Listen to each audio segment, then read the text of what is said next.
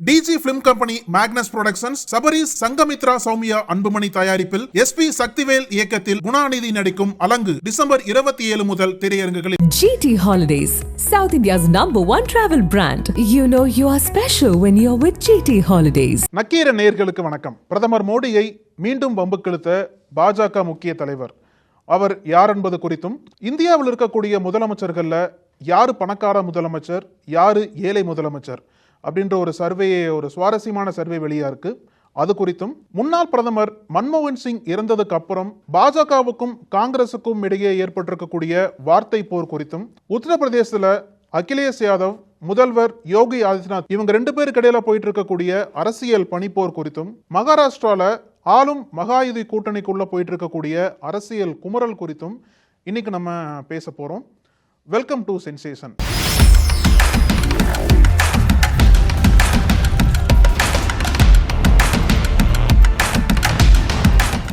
பிரதமர் மோடியை மீண்டும் வம்புக்கிழுத்தவர் யாரும் கிடையாது, பாஜகவுடைய முக்கிய தலைவராக இருக்கக்கூடிய சுப்பிரமணிய சுவாமி தான்.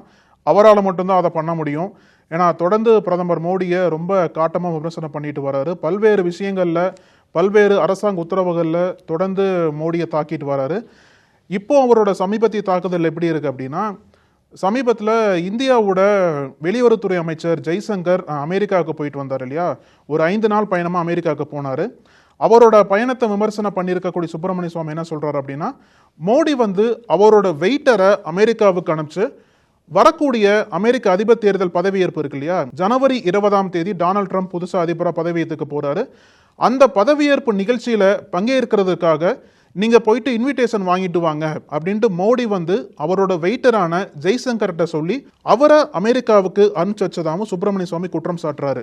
இதுல என்ன சொல்றாரு அப்படின்னா, ஜெய்சங்கரை அமெரிக்காவுக்கு அனுப்பிச்சு நான் ட்ரம்ப்போட பதவியேற்பு நிகழ்ச்சியில பங்கேற்கிற மாதிரி இன்விடேஷன் வாங்கிட்டு வாங்க, இல்ல அப்படின்னா உங்களோட வேலையே காலி ஆயிடும் அப்படின்ட்டு மோடி ஜெய்சங்கர்கிட்ட சொன்னதாகவும் சுப்பிரமணிய சுவாமி அவரோட சமூக வலைத்தளம் பதிவு பண்றாரு. இந்த ஒரு பதிவு என்பது இப்போ ரொம்ப வைரலா போயிட்டு இருக்கு. ஏன்னா பல்வேறு எதிர்க்கட்சி தலைவர்கள் இருந்து பல்வேறு விமர்சகர்கள் வரைக்கும் மோடி ஜெய்சங்கரை தவறா வழி நடத்துறாரு, தவறா யூஸ் பண்ணிக்கிறாரு அப்படின்ற ஒரு குரலை சமூக வலைத்தளங்கள் ஃபுல்லா பேசிட்டு வராங்க. அந்த குரல்களுக்கும் சுப்பிரமணிய சுவாமி தொடர்ந்து அவரோட ஆதரவை தெரிவிச்சுட்டே வராரு.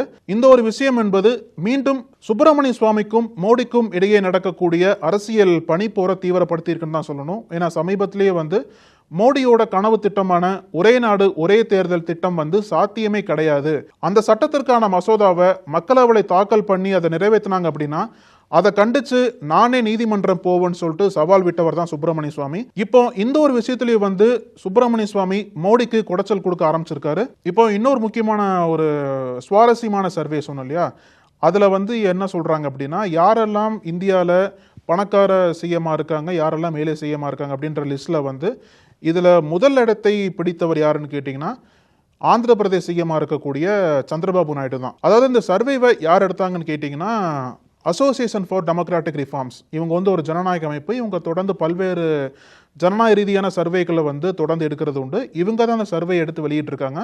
இவங்களோட சர்வே படி ஆந்திர சிஎம்மா இருக்கக்கூடிய சந்திரபாபு நாயுடு தான் இந்தியாவிலேயே பணக்கார சிஎம்மா இருக்காரு. சந்திரபாபு நாயுடோட சொத்து மதிப்பு 931 கோடின்னு சொல்லிட்டு இந்த அமைப்பு சொல்லியிருக்காங்க. அவரை தொடர்ந்து இந்தியாவில் 2வது பணக்கார சிஎம் அருணாச்சல பிரதேச மாநிலத்தோட சிஎம்மா இருக்கக்கூடிய பீமா கண்டு தான் 2வது சிஎம்மா வந்திருக்காரு. இவரோட சொத்து மதிப்பு 332 கோடி ரூபாய் இருக்கு அப்படின்றதெல்லாம் சொல்லியிருக்காங்க. அதுக்கு அடுத்த இடத்துல சித்தராமையா வராரு. அப்படியே ஒவ்வொருத்தவங்களா வராங்க. நம்ம தமிழ்நாட்டோட சிஎம்மா இருக்கக்கூடிய மு.க. ஸ்டாலின் இந்த லிஸ்ட்ல 14வது இடத்துல இருக்காரு. ஸ்டாலினோட சொத்து மதிப்பு 8.8 கோடின்னு இந்த அமைப்பு இதுல சொல்றாங்க. இதுல மொத்தமா 31 முதல்வர்களோட நிகர சொத்து மதிப்பு சுமார் 1630 கோடி ரூபாய். இதில் ஒரு பக்கம் பணக்கார சிஎம்கள்லாம் யாருன்னு பார்த்தாச்சு, யார் டாப்பில் இருக்காங்கன்னு பார்த்துட்டோம். யாரெல்லாம் ஏழை சிஎம்களாக இருக்காங்க அப்படின்ற லிஸ்ட்டில் யார் முதல் எடுத்துட்டு இருக்காங்கன்னு பார்த்தீங்கன்னா, வெஸ்ட் பெங்கால் சிஎம்மா இருக்கக்கூடிய மம்தா பானர்ஜி. இவங்களோட சொத்து மதிப்பே 15 லட்சம் தான் அப்படின்றத இந்த அமைப்பு பதிவு பண்ணுறாங்க. 2வது ஏழை சிஎம் இந்தியாவில் ஜம்மு காஷ்மீர் சிஎம்மா இருக்கக்கூடிய ஒமர் அப்துல்லா தான். இவரோட சொத்து மதிப்பு 55 லட்சமாகவும். 3வது ஏழை சிஎம் யார் வந்திருக்காங்கன்னா, கேரளாவோட சிஎம்மா இருக்கக்கூடிய பினராயி விஜயன். இவருடைய சொத்து மதிப்பு 1 கோடி ரூபாய் அப்படின்னும் இந்த அமைப்பு சொல்லியிருக்காங்க. இந்த ஒரு சுவாரஸ்யமான சர்வே நாடு முழுக்க பெரிய தலைப்பு செய்தியாக மாறி இருக்குன்னு தான் சொல்லணும். இப்போ இன்னொரு பக்கம் பார்த்தீங்க அப்படின்னா, முன்னாள் பிரதமர் மன்மோகன் சிங் இறப்பை தொடர்ந்து காங்கிரஸ் பாஜகவிடையே எழுந்திருக்கக்கூடிய ஒரு மிகப்பெரிய அரசியல் பனிப்போர் என்ன அப்படின்னா, ராகுல் காந்தியோட வெளிநாட்டு பயணத்தை சுற்றி காங்கிரஸ்காரங்க ஒரு பக்கம் சில கருத்துக்கள் சொல்கிறாங்க. அதை எதிர்த்து பாஜகவினர் ரொம்ப கடுமையாக விமர்சனம் பண்ணிட்டு வராங்க. அதாவது மன்மோகன் சிங் இறப்பை தொடர்ந்து இந்திய அளவில் 7 நாட்களுக்கு துக்கம் அனுசரிக்கப்படும் சொல்லிட்டு மத்திய அரசு அறிவிச்சாங்க இல்லையா. இந்த 7 நாளில் வந்து பல்வேறு அரசு அலுவலகங்களில் இந்திய கொடி அரை கம்பத்தில் பறக்க விடும் அப்படின்ற அறிவிப்பெல்லாம் சொன்னாங்க. இந்த 7 நாளும் துக்கம் அனுசரிக்கப்படும் சொல்ற பட்சத்தில் இந்திய பாராளுமன்றத்தோட லோக்சபாவோட எதிர்க்கட்சி தலைவராக இருக்கக்கூடிய ராகுல் காந்தி இந்த மாதிரி 7 நாள் துக்கம் அனுசரிக்கப்பட சமயத்தில் தான் அவர் வந்து வெளிநாட்டுக்கு போறாரு. அவருக்கு வந்து மன்மோகன் சிங் இறப்புல எந்த விதமான கவலையோ எந்த விதமான துக்கமோ அவருக்கு இல்லை. அதனால தான் இந்த மாதிரி ஒரு கடினமான நேரத்தில் கூட அவரால் வெளிநாட்டிற்கு புத்தாண்டு டூர் போக முடியுது அப்படின்ட்டு பாஜக தலைவர்கள்லாம் ராகுல் காந்தி விமர்சனம் பண்ணிட்டு வராங்க. ராகுல் காந்தி எங்க போயிருக்காரு அப்படின்னா வியட்நாமுக்கு போயிருக்கிறதா காங்கிரஸ் தரப்புல சொல்லப்படுது. அது மட்டும் இல்லாம பாஜகவோட பல்வேறு கட்ட விமர்சனங்களுக்கு காங்கிரஸ்காரங்க என்ன சொல்றாங்க அப்படின்னா, ராகுல் காந்தி தனிப்பட்ட பயணம் போவதில் பாஜகவுக்கு என்னதான் பிரச்சனை, இந்த புத்தாண்டுலயாச்சும் பாஜக கொஞ்சமாச்சும் திருந்தி வரட்டும் அப்படின்ற ஒரு பதிலடியை வந்து காங்கிரஸ்காரங்க கொடுத்துட்டு வராங்க. இதுக்கு முன்னாடியே வந்து 2 கட்சிகளுக்கும் ஒரு பெரிய மோதல் போக்கு இருந்தது இந்த மன்மோகன் சிங் இறப்பு விவகாரத்தில். மன்மோகன் சிங்கோட நினைவிடம் அமையும் இடத்துல வந்து அவரோட உடலை தகனம் பண்ணாம பொது தகன மேடையில் வந்து தகனம் பண்ணிட்டாங்க பாஜக அரசு. இதுலயே வந்து மன்மோகன் சிங் வந்து பாஜக இழிவுபடுத்திட்டாங்க அப்படின்ற ஒரு குற்றச்சாட்டை காங்கிரஸ் தொடர்ந்து வச்சுட்டே வந்தாங்க. அது மட்டும் இல்லாமல் மன்மோகன் சிங்கோட இறுதி சடங்குல அவரோட குடும்பத்தினருக்கே முன்னுரிமை கொடுக்கப்படலை. எல்லாமே வந்து மோடியை மட்டும்தான் அங்கே தொடர்ந்து காமிச்சிட்டே இருந்தாங்க. இதனால வந்து அங்கேயும் வந்து பாஜக அரசியல் பண்ணாங்க அப்படின்ற குற்றச்சாட்டுலாம் தொடர்ந்து காங்கிரஸ்காரங்க வச்சுட்டே வந்த சமயத்தில் தான் இப்போ வந்து அதுக்கு கவுண்டர் பண்ற விதமா பாஜக காரங்க ராகுல் காந்தியோட அந்த வியட்நாம் டூரை வந்து கையில் எடுத்து துக்கம் கடைபிடிக்கிற போது நீங்க எப்படி வந்து வெளிநாட்டுக்கு போகலாம், இதுதான் ராகுல் காந்தியோட மன்மோகன் சிங் மீது பாசமா இருக்கு, அவருக்கு வந்து மன்மோகன் சிங் இறந்ததுல வந்து கவலையும் கிடையாது துக்கமும் கிடையாது, அவரோட வெளிநாட்டு டூர்ல இருந்து நமக்கு தெரியுது அப்படின்ற ஒரு பதிலடியை வந்து பாஜக காரங்க கொடுத்துட்டு வராங்க. இப்போ இந்த ஒரு வார்த்தை போர் என்பது இந்தியா முழுக்கவே வெடிச்சிருக்குன்னு நான் சொல்லணும். இப்போ இன்னொரு முக்கியமான அரசியல் பனிப்போர் வந்து உத்தரப்பிரதேசத்தில் போயிட்டு இருக்கு. அதெல்லாம் குறிப்பாக பார்த்தீங்க அப்படின்னா உத்தரப்பிரதேசோட சிஎம்மாக இருக்கக்கூடிய யோகி ஆதித்யநாத்துக்கும் சமாஜ்வாதி கட்சி தலைவராக இருக்கக்கூடிய அகிலேஷ் யாதவும் கிடையே பனிப்போர் போயிட்டு இருக்கு. இதுக்கு முக்கிய காரணம் வந்து அந்த சம்பல் அப்படின்ற ஊர்ல இருக்கக்கூடிய மசூதியில் இப்போ வந்து தொல்லியல் துறை ஆய்வு பண்ணாங்க. இதுக்கு முன்னாடி அங்கே ஒரு ஹிந்து கோவில் இருந்ததாகவும் அதை தொடர்ந்து ஆய்வு நடத்தணும் அப்படின்ற ஒரு நீதிமன்றத்தோட உத்தரவுக்கு அடுத்து வந்து அங்கே ஆய்வு நடத்தப்பட்டது.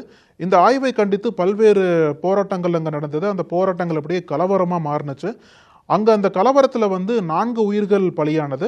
இதை தொடர்ந்து அங்கே பாஜகவுக்கும் அகிலேஷ் யாதவ் கட்சியினருக்கும் தொடர்ந்து பல்வேறு போராட்டங்கள் போயிட்டு இருக்கிற சமயத்தில் தான் அகிலேஷ் யாதவ் வந்து இப்போ ஒரு ப்ரெஸ் மீட்டில் ஒரு விஷயம் சொல்கிறாரு. அதை வந்து ஒரு கிண்டலாக சொல்கிறாரு. எப்படி சொல்கிறாருன்னா, யோகி ஆதித்யநாத்தோட அஃபீஷியல் ரெசிடென்ஸ் இருக்கும் இல்லையா, அந்த ரெசிடென்ஸ் கீழேயே வந்து சிவலிங்கம் இருக்கு அப்படின்ற ஒரு பேச்சை கிண்டலாக சொல்கிறாரு.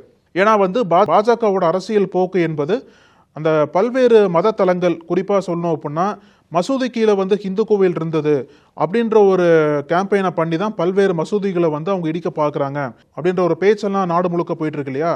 அந்த ஒரு பேச்சை வந்து இவர் அகிலேஷ் யாதவ் கையில் எடுத்து யோகி ஆதித்யநாத்தோட அஃபீஷியல் ரெசிடென்ஸ் கீழேயே வந்து சிவலிங்கம் இருக்கு, அங்கேயும் வந்து தோண்டி ஆராய்ச்சி பண்ணுங்க, அந்த ஒரு இடத்துலையும் வந்து நீங்கள் ஆராய்ச்சி பண்ணணும் அப்படின்ற ஒரு பேச்சை வந்து இவர் இப்போ நிகழ்த்தியிருக்காரு. இது நாடு முழுக்க பெரிய தலைப்பு செய்தியாக மாறி இருக்குன்னு சொல்லலாம். இன்னொரு பக்கம் என்ன குற்றச்சாட்டு வைக்கிறார் அப்படின்னா, தொடர்ந்து யோகி ஆதித்யநாத் வந்து அவரோட புல்டோசர் கலாச்சாரத்தின் மூலியமா உத்தரப்பிரதேசத்தில் இருக்கக்கூடிய முஸ்லீம் மக்களை குறி வச்சு அவங்களோட வீடுகளை தரைமட்டமாக்குறாரு, புல்டோசர் பாபா அப்படின்ற பட்டத்தை வச்சுட்டு தொடர்ந்து சிறுபான்மை மக்களை வந்து அவர் தாக்கிட்டே வராரு அப்படின்ற குற்றச்சாட்டு வந்து மீண்டும் அகிலேஷ் யாதவ் அங்கே எழுப்ப ஆரம்பிச்சிருக்காரு. இதற்கு பாஜகவினர் வந்து அகிலேஷ் யாதவ் இப்போ தாக்க ஆரம்பிச்சிருக்காங்க. இதுவும் நாடு முழுக்க பெரிய பேசு பொருளாக மாறி இருக்குன்னு தான் சொல்லணும். இப்போ இன்னொரு பக்கம் வந்து பார்த்தீங்க அப்படின்னா மகாராஷ்டிராவில் அப்படியே தட்டு தடுமாறி என்னதான் ஒரு பக்கம் ஒரு அபரிமிதமான வெற்றியை பாஜக கூட்டணி பெற்றாலுமே அங்கே சிஎம் ரேஸுக்கே ஒரு பெரிய சிக்கல் இருந்தது. அப்படியே தட்டு தடுமாறி பல்வேறு கட்டமான பேச்சுவார்த்தை முடிச்சதுக்கப்புறம் ஒரு வழியாக தேவேந்திர பட்னாவிஸ் சிஎம்மாக வந்தார். ஏக்நாத் ஷிண்டே முன்னாள் சிஎம்மாக இருந்தவர் இப்போ டெபுட்டி சிஎம் ஆக்கப்பட்டார். அவரோட அஜித் பவர் டெபுட்டி சிஎம் ஆயிட்டாங்க. இதெல்லாம் ஒரு பக்கம் ஒரு புயல் ஓய்ஞ்சது இல்லையா. அடுத்த புயலாக வந்து யார் அமைச்சராக நியமிக்கிறது, எந்தெந்த இலாக்காக்கள் வந்து எந்த கட்சிகளை கொடுக்கணும் அப்படின்ற புயல் போயிட்டு இருந்தது. இப்போ அதுவும் ஒரு பக்கம் மோஞ்சு அதுவும் கொஞ்சம் செட்டில் பண்ணிட்டாங்க. இப்போ இன்னொரு முக்கியமான பிரச்சனை என்னன்னா, மகாராஷ்டிரா பொறுத்த அளவுக்கும் யார் வந்து கார்டியன் மினிஸ்டராக நியமிக்கிறது, அதாவது அந்தந்த மாவட்டத்திற்கு யாரை வந்து அமைச்சராக போடுவது அப்படின்ற ஒரு சிக்கல் வந்து அங்கே இருக்கக்கூடிய ஆளும் மகாயுதி கூட்டணிக்கு எழுந்திருக்கு. இதை எப்படி நம்ம வந்து சரி கட்ட போறோம் அப்படின்ற ஒரு சிக்கல்ல, அப்படின்ற ஒரு சோதனையில அவங்க இருக்காங்க. குறிப்பா சொல்லணும் அப்படின்னா, இப்போ அந்த மாவட்ட பொறுப்பு அமைச்சர் அப்படின்றது எல்லா மாநிலத்திலையும் வழக்கமா இருக்கிறதா. இப்போ நம்ம தமிழ்நாட்டிலேயே பொறுத்தளவுக்கு ஒவ்வொரு மாவட்டத்திற்கும் மாவட்ட பொறுப்பு அமைச்சர் நியமிப்பது உண்டு. அதே மாதிரி தான் மகாராஷ்டிராலையும். இப்போ மகாராஷ்டிராவில் வந்து மொத்தம் 36 மாவட்டங்கள் இருக்கு. அந்த 36 மாவட்டங்களுக்கும் இப்போ இருக்கக்கூடிய அரசாங்கம் வந்து பொறுப்பு அமைச்சர்களை நியமிக்கணும். ஏன் அப்படின்னா, அங்க இருக்கக்கூடிய மாவட்டங்கள்ல அந்த மாவட்டங்கள்ல அரசாங்கத்தோட திட்டங்கள், அரசாங்கத்தோட நிதி செயல்பாடுகள் எல்லாமே வந்து அங்க இருக்கக்கூடிய மக்களுக்கு போய் சேருதா? அது மட்டும் இல்லாம அந்த மாவட்டத்துல, அந்த மாவட்ட அளவுல பொறுத்தளவுக்கு புதிய புதிய திட்டங்களை தொடங்குறதுக்கும் இந்த மாவட்ட பொறுப்பு அமைச்சரோட பங்கு வந்து முக்கியமா பார்க்கப்படுது. இந்த மாவட்ட பொறுப்பு அமைச்சர்கள் எல்லாமே வந்து அங்க இருக்கக்கூடிய எம்எல்ஏக்களோடவும் எம்பிக்களோடவும் தொடர்ந்து சேர்ந்து பயணிப்பாங்க. இந்த மாதிரி ஒரு முக்கியமான பதவியின் வரும்போது தான் இந்த மகாயுதி கூட்டணியில 3 கட்சிகள் இருக்காங்க இல்லையா, பாஜக, அப்புறம் ஏக்நாத் சிண்டேவோட சிவசேனா, அஜித் பவாரோட தேசியவாத காங்கிரஸ். இந்த 3 கட்சிகளுக்கும் இங்க தான் மீண்டும் ஒரு பிரச்சனை வந்திருக்கு. எந்த அமைச்சருக்கு எந்த மாவட்டம் கொடுப்பது அப்படின்ற பிரச்சனை தான் இங்க ரொம்ப தீவிரமா போயிட்டு இருக்குன்னு தான் சொல்லணும். ஏன்னா ஒரு சில மாவட்டங்கள் பேசி முடிச்சாலுமே இன்னும் பல முக்கியமான மாவட்டங்களுக்கு, குறிப்பா சொல்லணும் அப்படின்னா பீட் அப்படின்ற ஒரு மாவட்டம் இருக்கு மகாராஷ்டிரால. இந்த மாவட்டத்தை பொறுத்தளவுக்கும் பாஜகவுக்கும் தேசியவாத காங்கிரஸுக்கும் தான் ரொம்ப பெரிய மோதல் போயிட்டு இருக்கு. ஏன்னா இந்த மாவட்டத்துல சமீபத்துல ஒரு விவசாயி இறந்து போயிட்டாரு. அவரோட இறப்புக்கு பின்னாடி அங்க இருக்கக்கூடிய தேசியவாத காங்கிரஸ் தலைவர் தான் காரணம் அப்படின்ற ஒரு போராட்டம்லாம் அங்க தீவிரமா போயிட்டு இருக்கு. இந்த போராட்டத்தின் பின்னணியில தான் தேசியவாத காங்கிரஸுக்கு கொடுக்காம அந்த மாவட்டத்தையும் பாஜக எடுக்கிறதுக்கு ட்ரை பண்றாங்க. ஆனா இன்னொரு பக்கம் இதை வந்து விடாம தேசியவாத காங்கிரஸ் கிட்ட தான் மாவட்டம் வேணும்னு சொல்லிட்டு அவங்க கட்சிக்காரங்களும் கேட்க ஆரம்பிச்சிருக்காங்க. இந்த மாதிரி மகாராஷ்டிரா முழுக்கவே சில முக்கியமான மாவட்டங்களுக்கு எந்த கட்சியை சேர்ந்தவரை பொறுப்பு அமைச்சராக போடணும் அப்படின்ற சிக்கல் வந்து தொடர்ந்து அங்க பெருசா போயிட்டு இருக்கு. இந்த சிக்கல் எப்ப முடியும் அப்படின்ற எதிர்பார்ப்போட அந்த மாநில மக்கள் வந்து இருக்காங்க. இப்போ இப்படி எல்லாமே நடக்கும், இப்படி எல்லாம் ஒருத்தர் பண்ணுவாரு அப்படின்ற ஒரு சம்பவம் எங்க நடந்திருக்கு அப்படின்னா மத்திய பிரதேசல. யாரால அப்படின்னா பாஜக பிரமுகரால. அதாவது மத்திய பிரதேசல ரேவா அப்படின்ற மாவட்டத்தில் வந்து கடந்த சில நாட்களா சிறுத்தை நடமாட்டம் அங்கே அதிகமாக இருந்திருக்கு. இப்போ சமீபத்தில் கூட 5 பேரை சிறுத்தை வந்து காயப்படுத்தி இருக்கு. அதில் 2 பேர் வந்து கவலைக்கிடமாக இருக்காங்க அப்படின்ற செய்திகள்லாம் நம்மளால் பார்க்க முடியுது. அந்த சிறுத்தையை வந்து எப்படியாச்சும் பிடிச்சாகணும். ஏன்னா தொடர்ந்து அங்கே உள்ளூர் மக்களுக்கு ரொம்ப தொந்தரவாக இருக்கிறதுனால வனத்துறையெல்லாம் சேர்ந்து சிறுத்தையை பிடிச்சாகணும் அப்படின்ற ஒரு கோரிக்கையோடு அங்கே எல்லா மக்களும் சேர்ந்து சிறுத்தையை எப்படிலாம் பிடிச்சிடணும் அப்படின்ற ஒரு முயற்சியில் ஈடுபட்டிருக்கிற சமயத்தில் தான் இந்த லோக்கல் பாஜக பிரமுகரும் முன்னாள் எம்எல்ஏவுமான சியாமலால் திவேதி வந்து சிறுத்தையை நம்ம எப்படியாச்சும் பிடிச்சிடலாம் அப்படின்ட்டு உள்ளூர் மக்களோட போறாரு. ஆனால் அங்கே தான் ஒரு பெரிய ட்விஸ்ட் என்ன அப்படின்னா, சிறுத்தையை பிடிக்கிறதுக்கு சியாமலால் திவேதி கொசு வலையை கொண்டு போறார். இப்போ அதுதான் நாடு முழுக்க பெரிய வைரலாக போயிட்டு இருக்கு. நீங்க சிறுத்தையை பிடிக்கணுன்ற முயற்சி எடுத்தது வரவேற்கத்தக்கதான். ஆனா ஒரு கொசு வலையை கொண்டு போய் எப்படி நீங்க சிறுத்தையை பிடிக்க முடியும் அப்படின்ற கேள்வி வந்து நாடு முழுக்க இப்பெல்லாம் கேட்டுட்டு இருக்காங்க. ஒரு பக்கம் வந்து இந்த பாஜக பிரமுகரோட செயல் வந்து நகைப்புக்குரியதா மாறினாலுமே இந்த ஒரு விஷயம் என்பது ரொம்ப சீரியஸா கையாள வேண்டிய விஷயம். நம்ம சிறுத்தையை பிடிக்கிறோம்னு சொல்லிட்டு எந்த விதமான ஆயுதம் இல்லாம எந்த விதமான ட்ரைனிங் இல்லாம போயிட்டு பிடிச்சோம் அப்படின்னா அது திருப்பி மக்களை தான் தாக்க வேண்டிய வாய்ப்புகள் அதிகமா இருக்கு. அதனால அந்த உள்ளூர் மக்களோட கோரிக்கையை ஏற்று வனத்துறையினர் இதுல சீக்கிரமா செயல்பட்டு அந்த சிறுத்தையை பிடிக்கணும் அப்படின்ற ஒரு எதிர்பார்ப்பு எழுந்திருக்கு. நம்மளும் பொறுத்திருந்து பார்க்கலாம். இன்னைக்கு நம்ம பல்வேறு விஷயங்கள் குறித்து பேசணும். நாளைக்கும் தொடர்ந்து பேசலாம். நன்றி. நக்கீரன் டிவிக்கு சப்ஸ்கிரைப் செய்யுங்கள். உங்கள் ஆதரவே எங்கள் பலம். ஆசிரியர்களுக்கு நண்பனாகவும் மாணவர்களுக்கு ஆசானாகவும் திகழும் தேர்வு வழிகாட்டி.